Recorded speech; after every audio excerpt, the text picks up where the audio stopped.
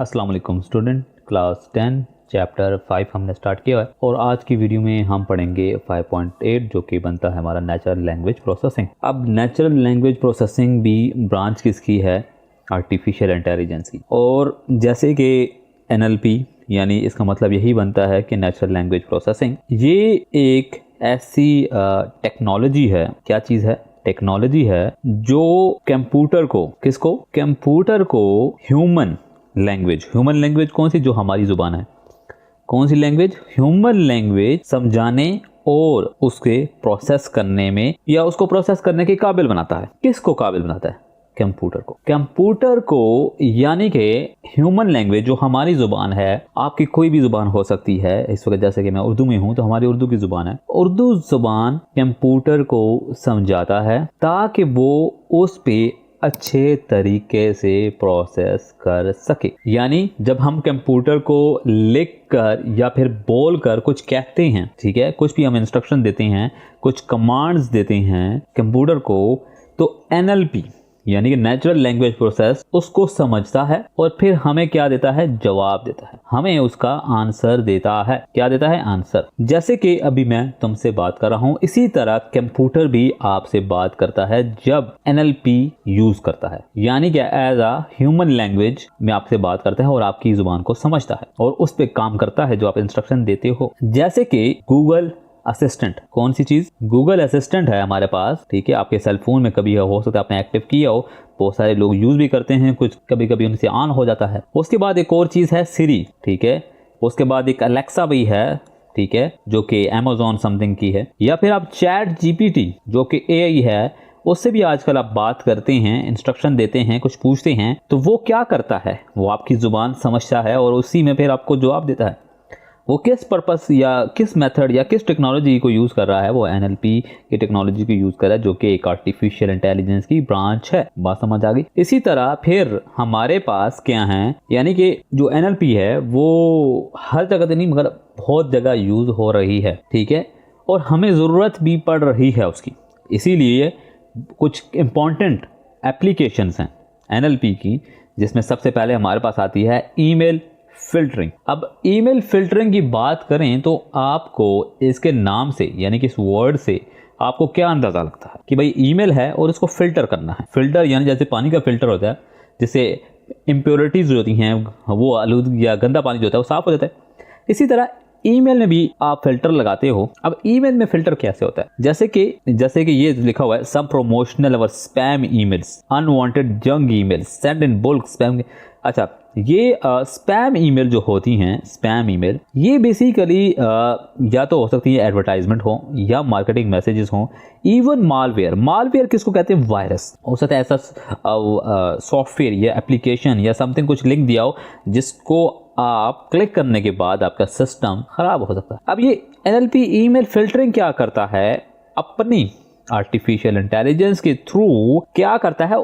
Emails के अंदर पढ़ता है, ईमेल्स के अंदर को रीड करता है कि क्या लिखा हुआ है। मिसाल के तौर पर बात करते हैं कि ईमेल के अंदर लिखा हो लाइक यू वॉन $10,000 क्या है जी?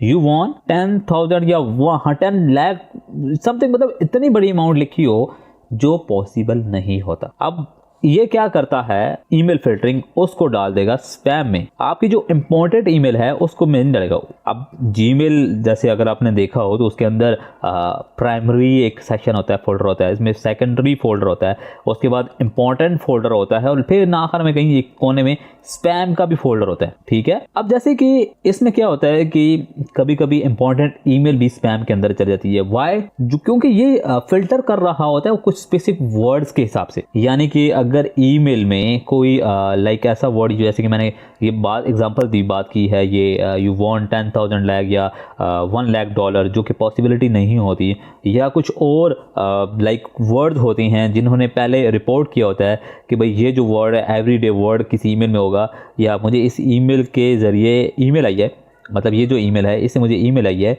और ये स्पैम है, ये धोखा देता है, मेरे साथ उसने फ्रॉड किया है, तो वो उस ईमेल को क्या करते हैं? स्पैम कैटेगरी में डाल देते हैं। जब किसी और के पास जाती है तो उसको स्पैम में डाल देते हैं। इस तरह से बाय वर्ड्स वो टारगेट करते हैं और उसको फिल्टर कर रहा होता है।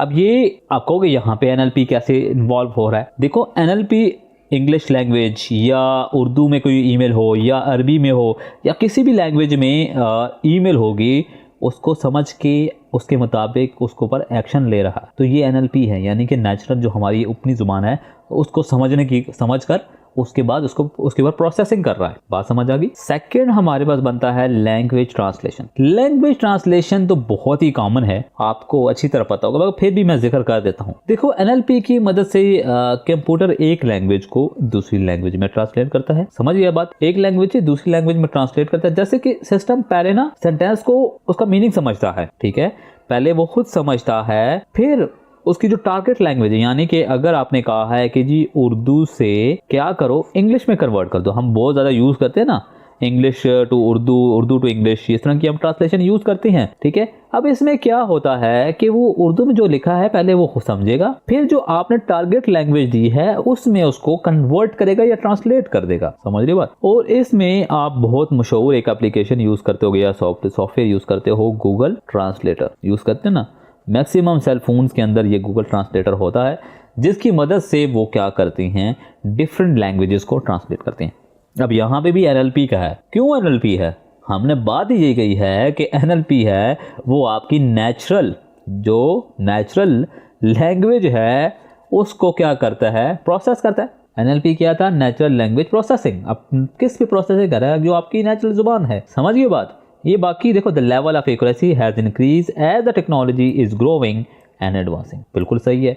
अभी आप गूगल ट्रांसलेटर को यूज़ करें और वो और ज़्यादा अच्छा परफॉर्म करता है as compared to if you look back 5 year ago, ठीक है, 5 साल अगर पीछे आप देखें तो वो इतना अच्छा ट्रांसलेट नहीं करता जब जो आज करता है। इसी तरह बात करते हैं डॉक्यूमेंट एनालिसिस की। अब डॉक्यूमेंट एनालिसिस क्या है जी? NLP से हम लार्ज डॉक्यूमेंट्स, बहुत सारे डॉक्यूमेंट्स, लाइक एक समझ लो लाइक PDF की फाइल है या फिर टेक्स्ट डाटा, कोई भी टेक्स्ट का डाटा है, जो भी आपने एक पैराग्राफ दे दिया, कोई अपनी बड़ी सी टेक्स्ट, काफ़ी मतलब एक ऐसे दे दिया, बहुत बड़ा ऐसे दे दिया, ठीक है, तो वो क्या करता है, उसको एनालाइज करता है। क्या कर देता है? एनालाइज कर देता है। एनालाइज करने के बाद जैसे कि वो कीवर्ड्स निकालने के आप कहते हो, टॉपिक समझने में कहते हो, या उसकी क्या कहते हो कि यार इसको समरी बना दो। बहुत सारे लोग क्या करते हैं, आजकल चल भी रहा है, यानी कि ये डॉक्यूमेंट है और आपने ये टेक्स्ट दिया है किसी भी NLP सॉफ्टवेयर को जिसके अंदर होता है, आप इसको कहोगे कि मुझे इसका लाइक इसकी समरी बना दो, वो आपको बता देगा कि भाई ये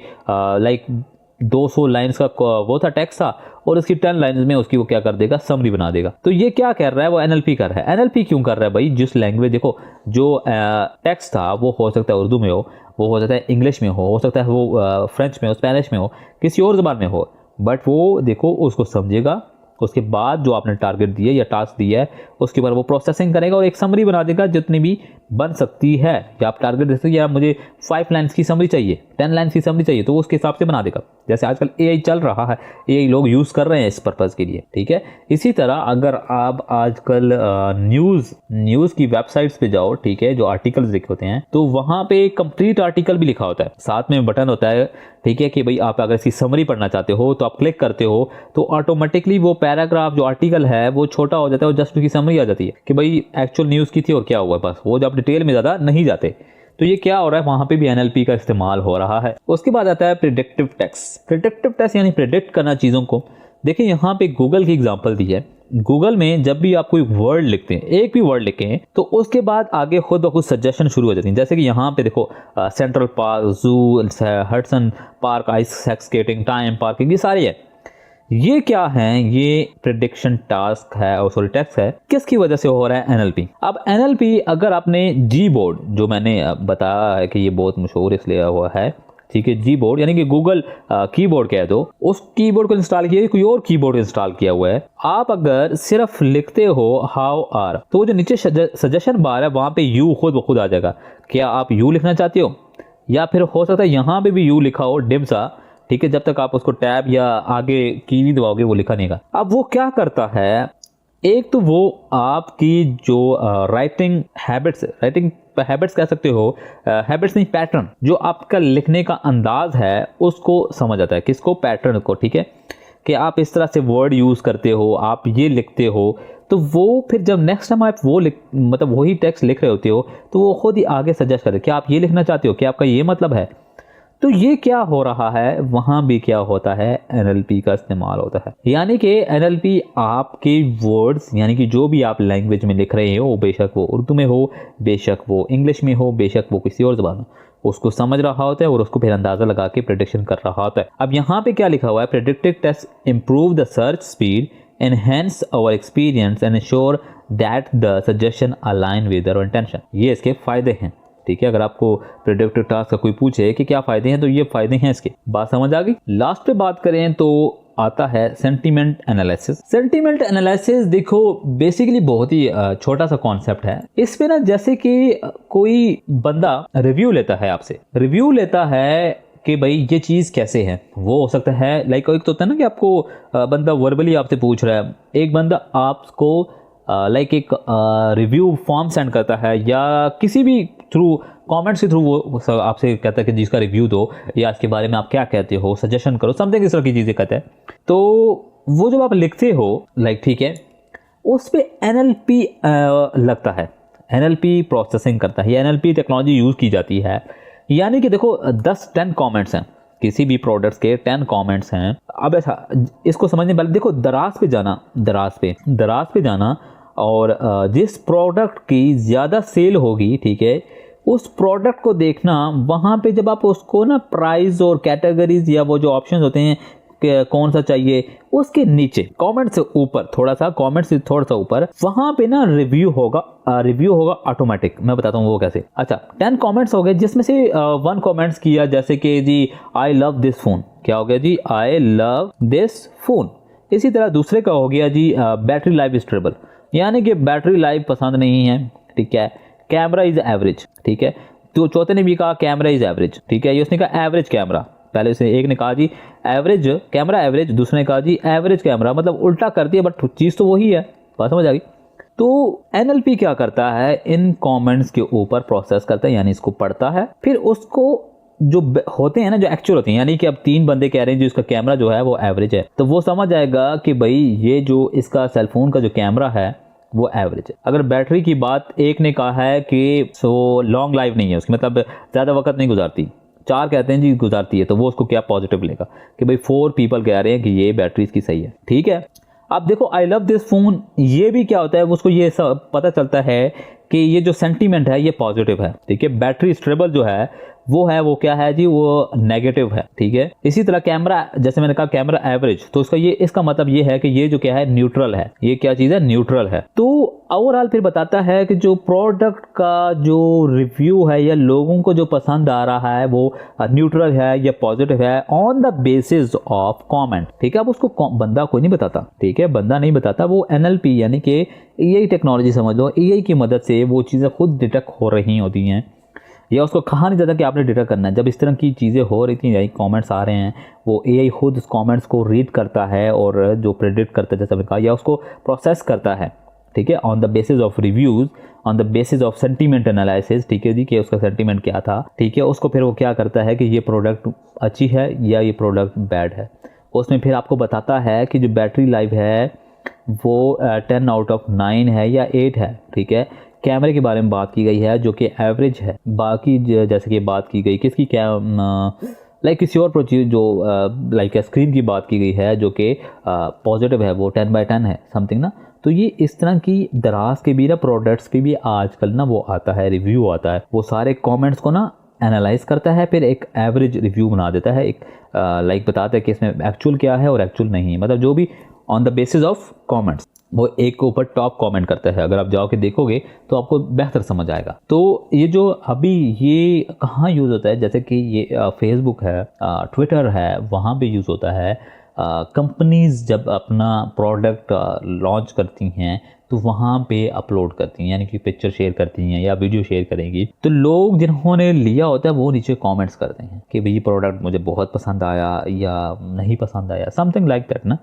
तो कंपनीज या जो ट्विटर है या फेसबुक है या कोई भी और प्लेटफॉर्म है, वो क्या करता है, NLP टेक्नोलॉजी यूज़ करता है उन कमेंट्स पे, और फिर वो जो एक्चुअल रिव्यू या जो भी उसने डाटा वहाँ से एनालाइज करता है वो कंपनी के साथ शेयर करता है। क्यों? कंपनी उसको पे कर रही होती है इस चीज़ के लिए कि भाई हमें हमारी प्रोडक्ट के लिए NLP करो, यानी इसकी हमें बताओ कि हमारा पॉजिटिव क्या सेंटीमेंट एनालिसिस, यानी कि लोगों का जो होता है ना, पसंद आया नहीं पसंद आया, ठीक है, ये चीज़ चेक करते हैं। वहाँ पे जो NLP टेक्नोलॉजी यूज़ होता है जिसको कहा जाता है सेंटीमेंट एनालिसिस। यहाँ तक कोई भी कन्फ्यूजन हो तो मुझसे आप कहाँ पे रब्ता कर सकते हो? कमेंट्स में। मैं फिर बता दूं छोटा सा वर्ड, NLP कंप्यूटर को सिंपल ह्यूमन लैंग्वेज समझाना। कौन सी जुबान समझाना? ह्यूमन लैंग्वेज समझाना। बाकी तो आपको पता है, ईमेल फिल्टरिंग हो गया, language translation, document analysis, predictive text हो गया, सेंटीमेंट एनालिसिस, ये तो इसकी क्या है? एप्लीकेशन है जहाँ पे ये क्या हो रहा है? यूज़ हो रहा है। कोई भी कन्फ्यूजन हो तो आप मुझसे रब्ता कर सकते हैं। आपका वक्त देने के लिए बहुत शुक्रिया।